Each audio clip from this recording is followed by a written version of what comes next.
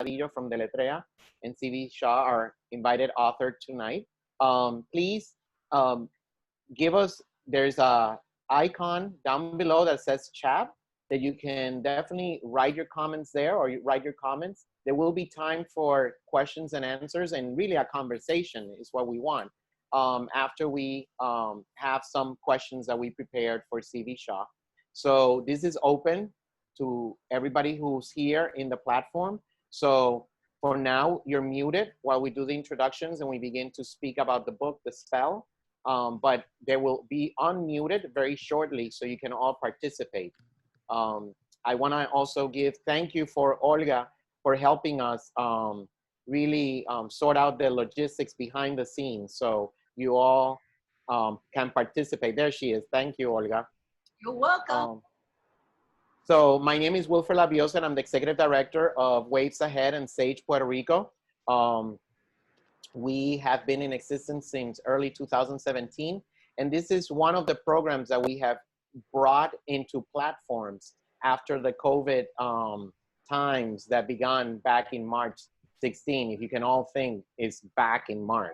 We're already in June. So during Pride Month, we're doing a lot of other activities. If you would like to find out more about our events, please visit our pages in Facebook as Sage Puerto Rico or as Waves Ahead, and you can find all the different events, including every week we have yoga and meditation for free, virtually, in Spanish and English, 5 times a week, in the morning and in the evenings. We also have spirituality room that we talk about different religions in the aspects of accepting or not accepting of LGBT people. And we also have mindfulness groups. So we have a wide array of services that we are able to provide in the platforms.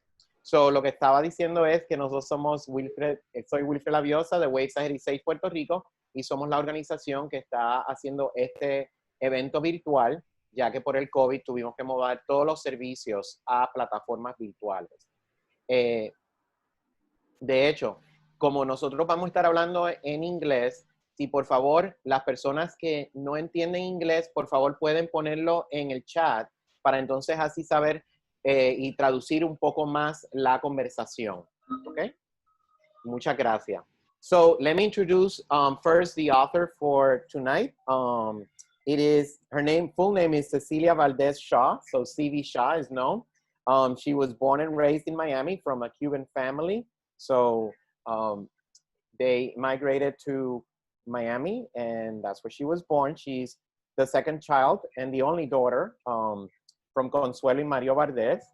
She started writing poetry since age 7. She studied journalism and wrote for magazines and newspapers for some time before entering the medical field. She wrote a short story on how to survive your teenager, which I wish I knew. That would have been very helpful. She maintained a career in physical therapy for over 15 years, but currently, after studying a doctorate in Oriental medicine, she practices quantum energy medicine and also teaches Mindscape classes in Florida, in Miami. And this is her first book. And it was interesting because I was looking for her other books because how it was written, as Cassandra mentioned when we were preparing for the call, it really seemed like she's a seasoned author. But she is, because she wrote articles and now she's reading books. So thank you so much, CV, for joining us in our conversation. Thank you for having me. We also have Cassandra Badillo here. She's the editor of Deletrea. Is a Latino-based company in Florida, ¿verdad? And she is originally from Puerto Rico. So CV knows it. We know each other for a very long time. So let's leave it as that. So because she and I could write a different spell. So first of all, thank you so much once again. For those individuals who are joining us, we are talking about The Spell. So thank you so much for joining us. It is a book that is magical in its, and there it is. Thank you so much. Right on cue. And it has stories of betrayal, about a spell, about magic, and really surreal. I was reading the few chapters that I was able to get my hands on, and really I started to transport it into the politics that we're living in today, believe it or not. And so it's a very, could be very much in tune with all what we're living right now. Mm-hmm. So first of all, Stevie, why right now? You know, why write now this book? You know, it's, you know, I've always had, I think that's been my number one passion always has been writing. And I think more the question right now is why finish now? Because I have okay.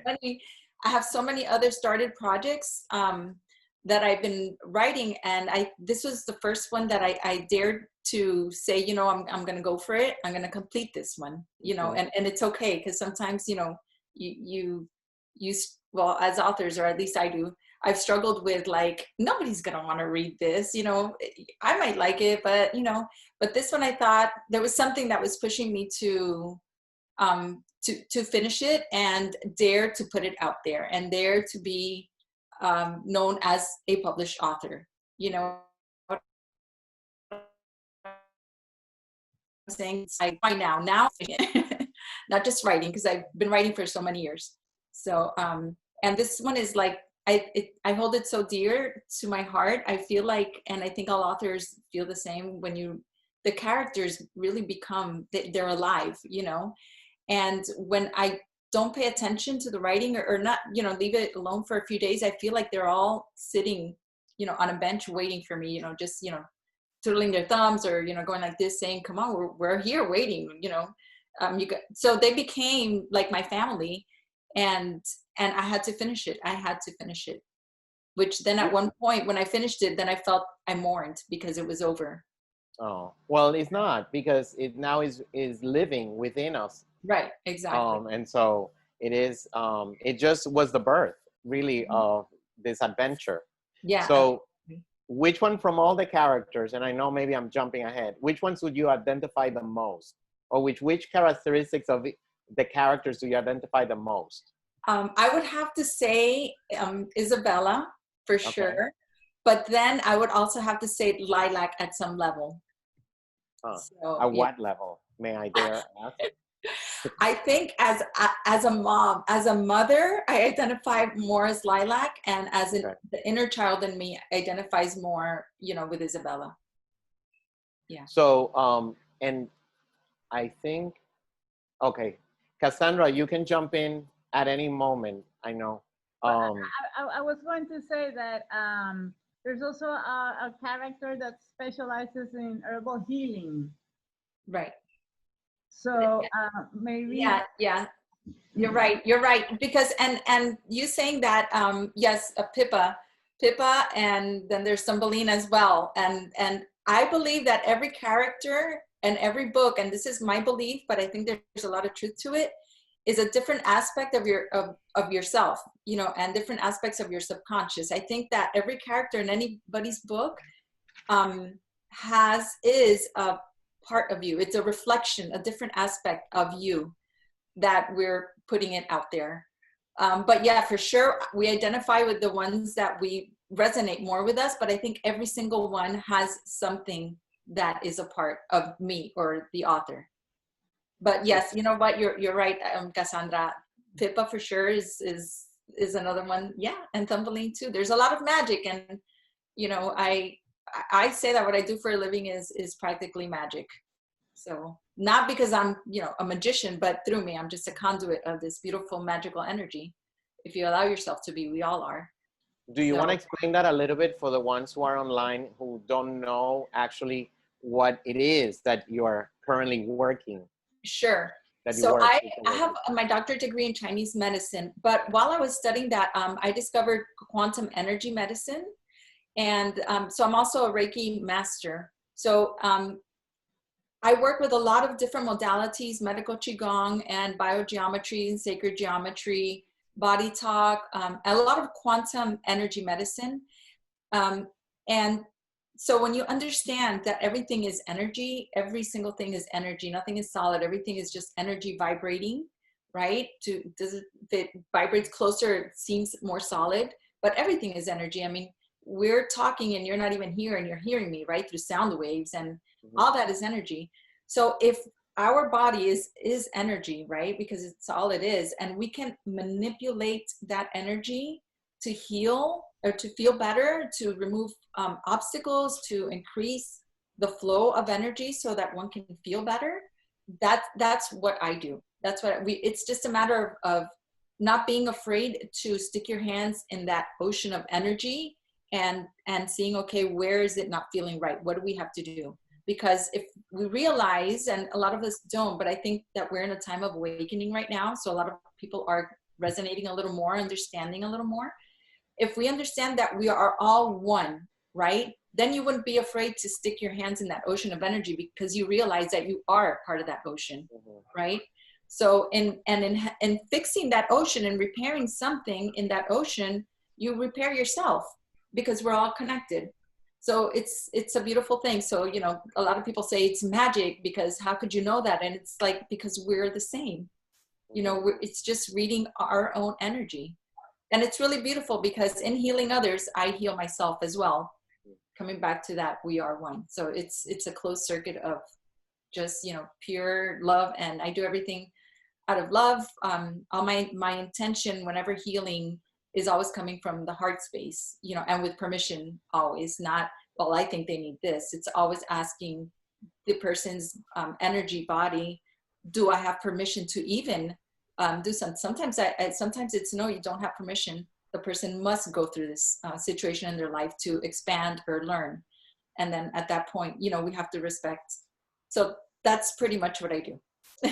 And that you translated it some components of that in the book, but many other components are just from your imagination. Right, of course. Yeah. I just want to clarify that for those who are online, that they just, you actually did not include a spell that we could do in the real world.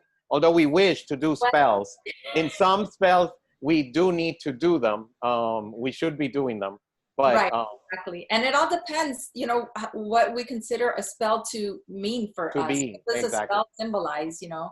It could be a good spell, a love spell, you know, or it could be, you know, a spell to disqualify another spell. You know what I'm saying? A spell is just bringing in, you know, manipulating energy, whether we use it for good or bad, then that's what makes a difference, you know? Yeah, and that in our Latino culture, we have so much of that energy that we call it different things, but at the same time, it's all about spirituality and about that energy that really fills us and that moves us into doing what we do every day and every moment of our lives.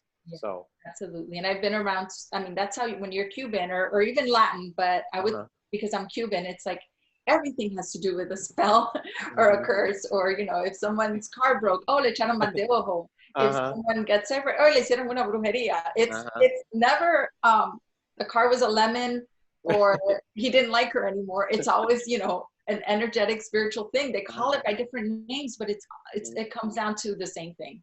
You know, hasta en la cocina, cuando cocinamos, que si nos sale mal fue, ay, es que no estaba sintiéndome bien. No me sentía bien y pues lo cociné porque teníamos que comer. Right. So yeah. Cassandra, sorry. I wanted to see if Ceci could tell us a little bit about the story for those who haven't read it. And I would like to ask her, why did she choose England as the setting for the spell? Okay. Well, I'll tell you first a little bit about the story. The story is your first question. The story is about a spell. The queen believes that there's a spell, right? And she spends most of her life trying to reverse this spell at whatever it costs, right? And this spell has caused so much havoc in so many different lives, but it all ties in with all the stories tie in to this wretched spell. You know what I'm saying? And everything just goes nuts because of this spell. And this specific Isabella's life is the one that really it takes a toll on her. It really affects her because of this spell that you know has been placed, that her mother, the queen, can't seem to unravel and clear. So many things happen, so many things stem from that. And it's, I mean, I don't want to give it away for those who haven't read it or finished reading it. So I'm trying to, keep it, as vague as possible, but pretty much it's about a spell that the queen is trying to reverse, and a lot of people's lives get affected by it hugely.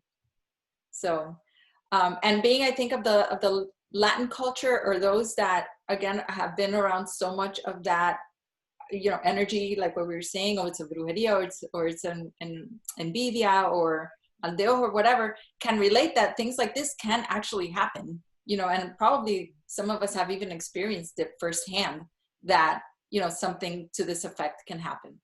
So that's what it's about. So I think, us in the Latin community will be able to resonate if we can see it at that level. And England, I have a connection with England. I've always felt like that's like my, my original, my root home. Ever since I was little, I've always said, one day my real parents are gonna come and find me from England. They're gonna be British. And I'll say thanks, Mom, and I'll be off with my real parents back to England, But this story, I don't, and I've always loved castles. I mean, I have books on castles and things like that. It's always been very lovely, but what happened was I was looking at this beautiful forestry, and I thought, I wonder what would be on the other side of that forest. What would be? And the first thing that it showed me was a castle. And, we don't have those. That castle that I saw was not anywhere, but it was for sure not in the United States. So it looked like a British castle. And then it just took off from there. Then it's like, well, who would be in there? And then it just unraveled itself. I think that the story pretty much wrote itself, because there are some things in there that I thought, where did that even come from? But it all makes sense. But I did have a past life regression, and this I noticed after the story was written. I remembered this. I had a past life regression at one time, and in that past life, I was part of the royal, right? A young girl, but I was always in the kitchen with the help, sitting on the table. I was not very royal or prestigious or at all. I was always with the help, sitting on the table. And that memory came to me after I wrote the book, and I thought, oh my God, the visual that I get when I was writing is so much like that past life, that I feel that there was some residual memory subconsciously in my system that replayed that life. You know what I'm saying? To a certain level, because that's the only part I remember seeing. So I think that was very poignant too. And who knows? I mean, we do everything subconscious. Everything we do in this outside is coming from what's going on in our subconscious. So I think that subconsciously, without letting me know, might have triggered some of the issues, some of the why I wrote it, why England, why is she so close with the help, and things like that. So it could have been a memory, a past life memory. And I love England. I really do. I love England. It's just, I really just feel at home there. I've been there a few times, and any excuse, even if it's to take a class, I'll be asked, well, why are you going to take it in England? They're having it in New York. And it's like, well, I mean, if I have a choice, I'm going to go to England. It's just, I just love it. I've always had, I don't want to say an obsession, but yes, an obsession with England and with castles and with knights. It calls me. And that music, even medieval music, it makes me just feel at home. So that's why England.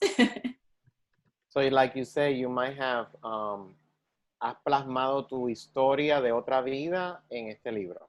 I think that a lot of it has come out without me even knowing it, because it was after I wrote it that memory, I had that flashback, and I'm like, oh my God, this looks just like that past life. I had forgotten about it. But you see how the mind works. Your subconscious is always thinking for you. Yeah.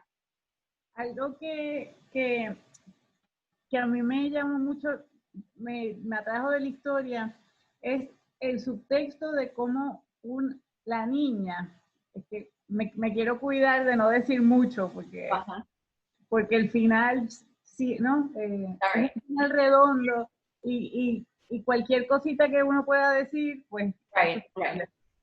Pero como la niña va creciendo a medida que transcurre la historia y cómo este spell se adentra en todos los aspectos de la vida, de la monarquía, del reino, del reinado, de cómo actúa su mamá, la reina, con su papá, el rey, y cómo la niña se relaciona con esa sentencia, porque esa sentencia es como una condena, y cómo la niña, a medida que va creciendo, porque pasa el tiempo, se convierte en el personaje que tiene la posibilidad de liberar al reino de esa condena. Y al final descubrir dónde es que radica la condena. Exactly. Que yo creo que es como el elemento sanador y liberador de la novela. Exactly. Which we can't say too much about, but you know, without giving it away. Pero es bien interesante, sí, because oh yes, you got it. You got the subtleties. You know what I'm saying? Yes, because yo me imagino, I think all the time, I know I'm going to get asked this question is going to be, I hope people realize the symbolism or the significance of why that's where she's liberated. You know what I'm saying? So yeah, that's very important. And that's why at the end, so you got to read the whole thing. Pero los lectores crecen con el personaje. Eso es interesante también porque conocemos a Isabela desde niña, pero la acompañamos en su desarrollo. Exactly. Yes. Yes, and I think that in many different levels as she's growing and she goes through a lot of things, I think that a lot of us can relate to those different periods of her life as well. So, and especially the mother-daughter relationship, I think is a big, will resonate with with a lot of people. But you know, then there's it goes into depth at some point where you think, and then you know, at one point it's like, wow, it was actually, there's so much more than just what was on the surface, you know. So además, es lo último que voy a decir, pero hay una parte muy interesante de la historia que es cuando las escenas que transcurren en la parte del reino de donde se sospecha proviene the spell.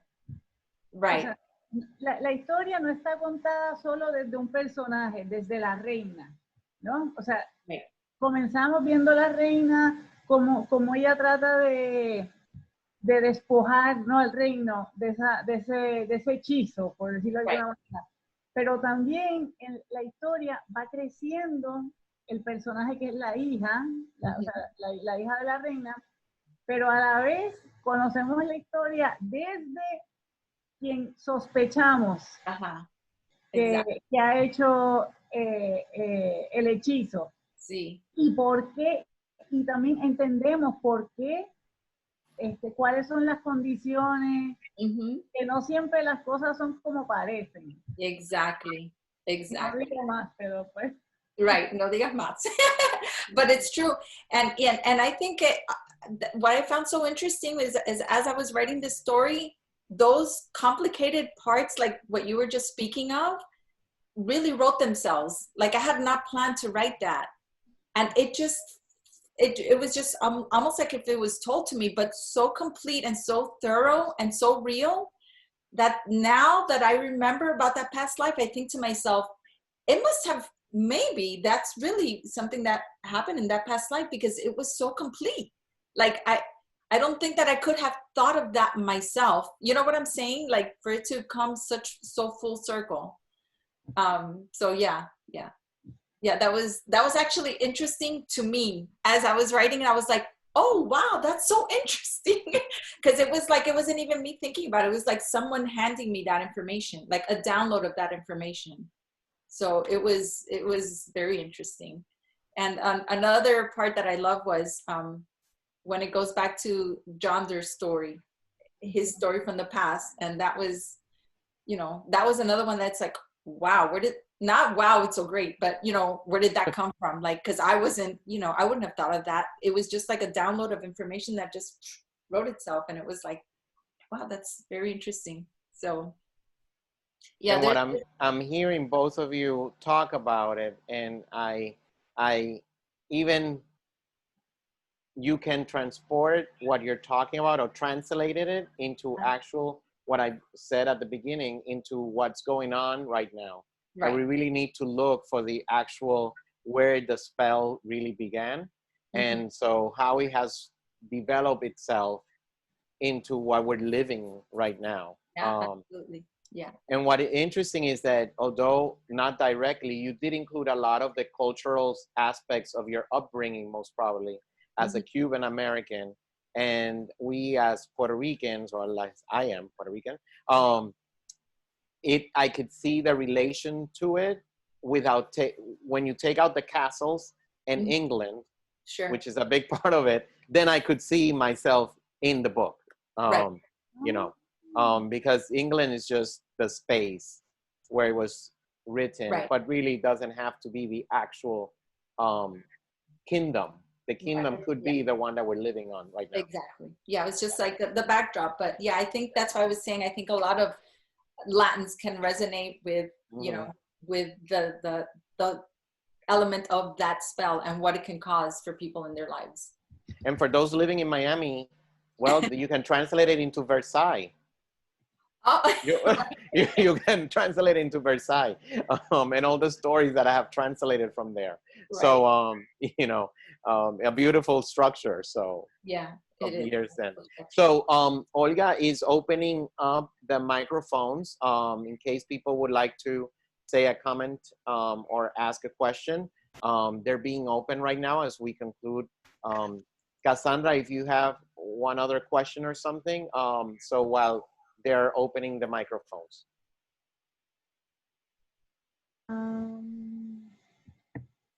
I see hands. Oh, I see her name is Berta. Yes, I have a question. Thank you so much for putting this together and for the invitation. That part that Cassandra was talking about, where the book almost took on a life of its own, you as an author, did you find that helped your story? Did you not realize it until after it was written that had happened? Or was that something that when it came up, you just played with it and rode with it? I realized it after I wrote the part, that I realized that I felt like it wasn't me that wrote it. That was like something that took over, but I think it made it a whole lot more interesting.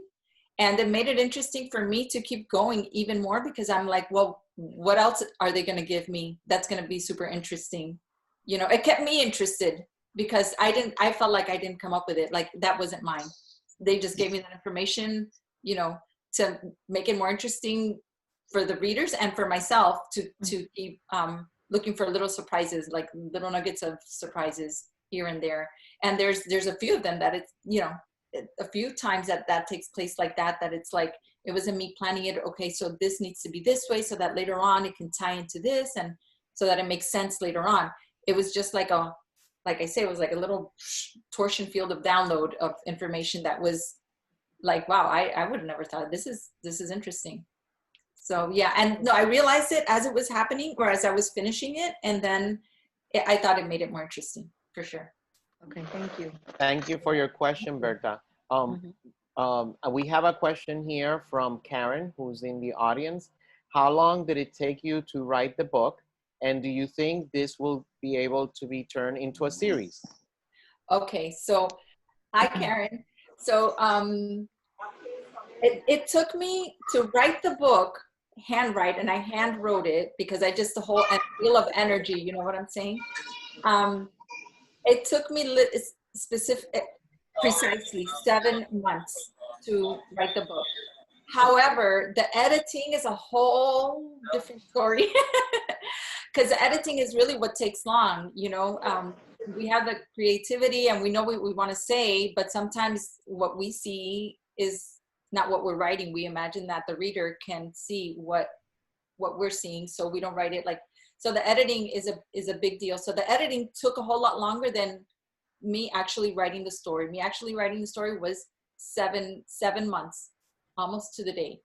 And then, do you think this will be a series? You know, it's crossed my mind. It's crossed my mind because two things. First, I'm having a hard time parting from that family, from those characters that I feel like are my family. I'm having a hard time leaving the castle behind. So I'm thinking, and there's so many characters and there's so many that are so interesting that I'm thinking, even just taking, writing on just one of the characters can be so interesting, on their story. So I have thought of it. I haven't, made that decision yet, because this is my first book. So I want to get past this first, but it is a possibility for sure. And then I just want to shout out to Karen Taylor, because she is the one that produced the book trailer that I was telling you. Oh, well, Karen, I loved it. I don't know you, and you're not in screen, but thank you so much for doing a great work. We used it for our promotions. So thank you. Cover. Yes, absolutely. And she also designed the cover. Yes. Oh, okay. Yes. Well, thank you for your art. We have another question here. Do you plan, from Jacqueline, do you plan on making a movie out of this? And the trailer was so powerful that I wanted to see more. I think this would be a great on the big screen. Interesting enough, we just finished giving kudos to Karen, so. Okay. So, well, I don't know if you saw, I'm not sure if you're talking about the trailer or just a little video of me talking about being on the show. No, the trailer for the book. Oh, you did see the trailer. Okay, good. Yeah. Sure. Yeah. No, yes. we did everything. We saw everything. We posted everything. Good. So. Yeah, honestly, I have a dream, because I do dream big. I would love for this to be a movie. Someone said you should make this because it could be long enough to make like a Netflix series. I would love to see it I daydream all the time that I'm sitting in the movie theater the first day that it comes out, and send the energy to the stage. Right. Netflix or Hulu. Right. And I always think, and if it could be downplayed a little bit, it could be a Disney movie, because how they love the princesses, like have a little doll of Princess Isabella. So yeah, I would love for it. I have my actors already in line. If they were Can ever. You share some? Yeah, absolutely. The queen would be Angelina Jolie. Yes. Okay. Right, Cassandra. I told Cassandra. The princess would be Amanda Seyfried. Is that how you pronounce her name? The girl from Mamma Mia. Yeah. She's got like the same eyes as Angelina Jolie, so they sort of look alike. I think I would probably use Gerard Butler as the king, and yeah, those are three of the characters that I would definitely use. And which cameo would you do? Which character would you like to do as a cameo on your movie? Oh wow, that's so interesting. Let's Almodovar it, because he's always appearing also, or Woody Allen that appeared in his movies. Oh, that's so interesting, huh? I think that I could probably be Isabella at a certain point in her life, maybe. Or I'm getting kind of old. I don't think she gets that old in this book. I might have to be her mother. Maybe at Thumbelina. No, I could do Thumbelina. I would love to be Thumbelina or Pippa, because they're the magic ones. So yeah. Yeah. I think probably Isabella or the mom, Queen Lilac. So everybody who's online, start a campaign to move it into a series in Netflix. Yes, put it out there. Everything begins that way. Every dream comes true, one way or another. So I'm going, Aussie asked, how were you inspired to write the actual book, this book? Okay, so as I said, I was actually just, I'm always writing a book. Any situation that I see, I automatically start a story in my head. I have stories going on in my head 24/7 if I'm awake. No, even in my sleep, because I wake up with ideas for books. But everything and as I said, I was looking at this beautiful forest, And I just thought, what could be on the other side? And then I saw that castle, and then I sort of started writing. Honestly, I started writing it as a poem. I was going to write a poem about like that vision of the castle on the other side of the forest. And all of a sudden, it's like something just took my hand and started writing it for me. And it just became more and more interesting. But it actually had started as a poem. But it was that beautiful forest that inspired me to write. I just thought, what could be in there? It's such a beautiful forest. What could be within the forest and on the other side of the forest? So, can you guys hear me? Yep. Oh, okay. Sure. Thank you. Okay. And the other comments have been that, yes, it would be a good movie, and also that you would be a good Thumbelina. Oh. Someone agrees. That Thumbelina is definitely a pistol. She's a definitely pistol. She's an awesome character in the book. And someone's saying, Yvette is saying, beautiful work, Karen. She absolutely did. Yes. So if someone would like to ask a live question, we unmuted everybody, but because there was some interference, we muted them again, but you can also press the button to unmute it. And while we continue the conversation, and any questions or comments, we'll give a few moments. I have another question. I'm sorry to hog. The characters in the book, do you have any similarities in those characters to people that you know in your life or have met in your life? Yes, and I think all characters, like I was saying before, I think all characters that authors write about have a similarity to somebody they've known. As a matter of fact, J.K. Rowling, and I forgot now the bad guy, his name, she actually wrote his characters after Hitler. I don't know if any of you know that. But I think as authors, yes, you tend to write after someone that you know. But yes, the characters in my book, I think I've taken, after building the character, it's reminded me of somebody. So then after it's reminded me of somebody, I've added a little bit of that person's flair to it. You know what I'm saying? To personalize it more. But they weren't written after that person specifically, you know what I'm saying? As that person, just taken from that person, taking a little bit of that essence, just because they had something about that personality that would fit perfect for that character. So, yes. Thank you. I have a question. Sure. Who? Let me get the person. Can you identify yourself? And then just. Hi, this is Jocelyn. Hi, Jocelyn. So go ahead. Sorry. I just wanted to ask. I've always been curious with authors, like if they're writing books, do they ever maybe go through an issue that they're personally having in life and work through it in a story, and maybe at the end of it come out with some solution for something that they've been dealing with? Like, did you ever see that there was something that maybe you had trouble with in your life at some point, and you went through it with the character, and by the end of the story, you almost resolved it for yourself?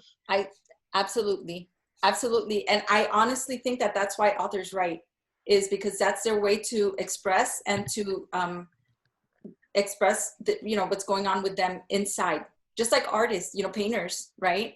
They paint, and they're really painting their emotions, right? That's how they're expressing it, and then we perceive it. However, whatever is going on with us, that's how we perceive their art, but they wrote it due to whatever was going on with them. You know what I'm saying? And I think, and absolutely, I think that even within that story, I saw so much of myself, a lot of myself. And I saw, I saw almost like resolutions to things that go on in my own mind. You know what I'm saying? Or even looking back and saying, oh, wow, did that happen in my life like that? You know what I'm saying? It was sort of like highlighted, and looking back and saying, perhaps I did respond like that to that situation in my life back then, and I didn't mean to write it like that, but after it was written, it did resonate, and I thought, maybe I did respond that way, and maybe I shouldn't have responded that way. You know what I'm saying? So, especially in because there's love relationship also. there's a lot of magic and betrayal and passion stuff, but there's love relationships, romantic relationships also in the story. So that's a lot of things that I resonated with there as well. With what you're saying, Jocelyn, you know, that I could have, I think more than resolving something that was happening to me at the present moment, it was more like realizing how maybe I could have done things differently in the past. And did you have a follow-up comment? Because Excellent. Thank you so much. Oh, I okay. really appreciate that. Sorry, I forgot I was muted.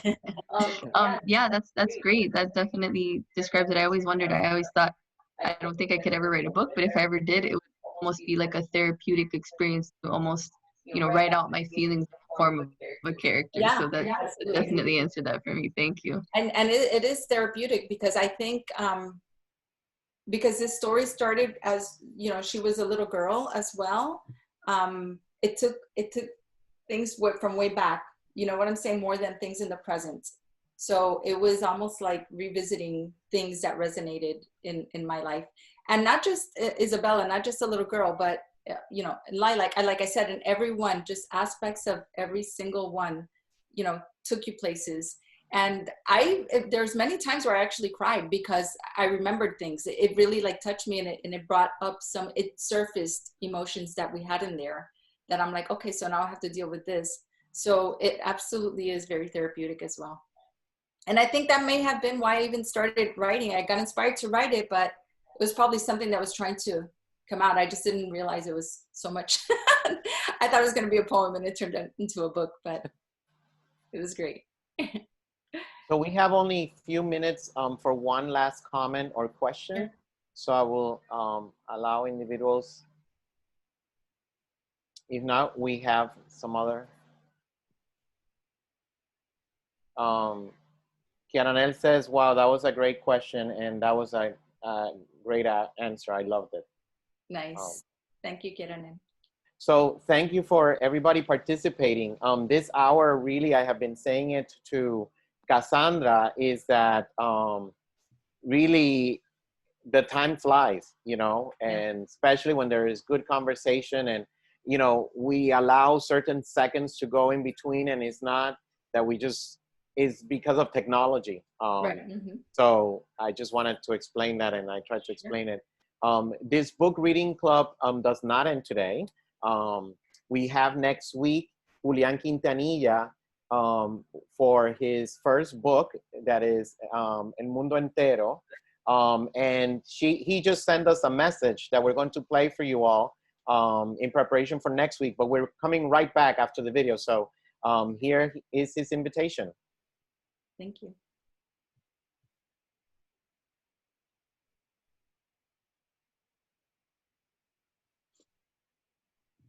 We can't hear. Can you hear? No. We'll rewind it. It's very... Oh.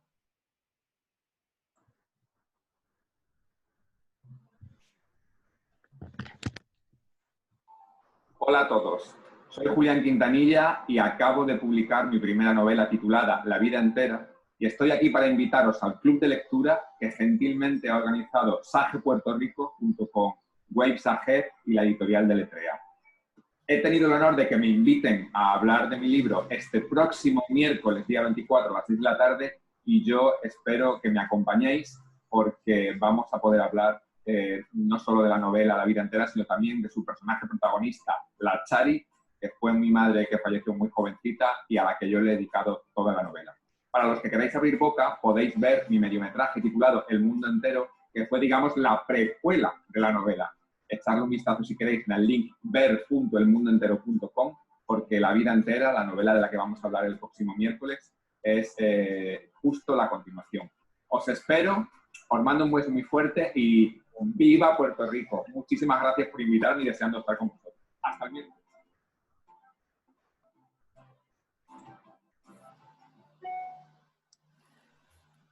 So thank you, Julian, for sending us that message, and it will be posted, as well as the conversation today will be posted in our YouTube channel. The link will be in our Facebook pages that you can acquire, and you as a registered guest and will be receiving the link as well, so you can review it while you're reading the spell, and it could explain many things that while you're reading it and you're finishing it, so you can go hand in hand with this conversation tonight and also with the book. So thank you so much, CV, for joining us. This was a great conversation. Thank you for joining this community reading club. You know, we love getting individuals involved, and people are, you know, always saying, well, Wilfred, that's not an LGBT author or book. Well, it doesn't matter because we are all connected. And that's what I loved about this book, that we're connected, and that really that energy we need to, if we continue sending the love around and the spell in that regards, we could get connected. So thank you so much for joining us. We really appreciate it. It's been an honor, really has. Thank you so much for having me on. It's been an honor. And I just want to say that I watched Julián Quintanilla's El Mundo Entero, the short film. Oh my God, and, yes. Yeah, that exactly. Oh my God. And it was amazing. I actually watched it twice, and I made my family watch it too, because it's really, I think everybody should watch it. It's really gets you right here. And it's read the book that comes after, but I'm so curious to know, you know, from him, how much truth, what level of truth that short film has, because it was done so, it's just absolutely beautiful. And I recommend for everyone to come on next week and chat with him, because he's an amazing creative, amazing film director, amazing author. He's great. It was really great. And I'm so glad that to have been introduced to him on behalf of you guys. So thank you. And really, that video, I have used it for my trainings, and Cassandra recommended the author. So thank you for Deletrea. Yes. I didn't know, I didn't put one and one together until I was preparing. We have a weekly radio show. And when I was preparing for the radio show yesterday, I'm talking about your book and about his book. And I was like, it clicked. Oh my God, this is the same person. So I was like, oh, wow. So I think it's a great piece. It's really an educational piece, and it really plays around, like you have talked about, our culture in one way or another. And so it's really important to continue the message. So once again, thank you, Cassandra, for introducing us to Cecilia. Thank you so much, CV, for joining us here. That's the book cover. So bring it up a little bit, Cassandra. Okay, there we go. Oh, there you go. Thank you so much. So perfect. So thank you so much. Thank you. This has been wonderful, and thank you to all that came on tonight too. Thank you so much. It was great and an honor to have you guys on. Olga, nice to meet you too. Nice. And Cassandra, thank you for everything. It's endless the amounts of thanks that I have for you. But I just wanted a great big hug for everybody that came on, and you, Wilfred, it was very nice to meet you. Likewise. So go, if you don't have your copy, order it now, because it's going to take a little bit of time. Yeah. So order it now, so then it arrives in a few weeks. And happy Pride, everybody. And connect with us, Waves Ahead or Save Puerto Rico. So until next week, thank you so much. Next week. Thank you so much. Thank you. Take care. Bye. Thank you. Bye-bye.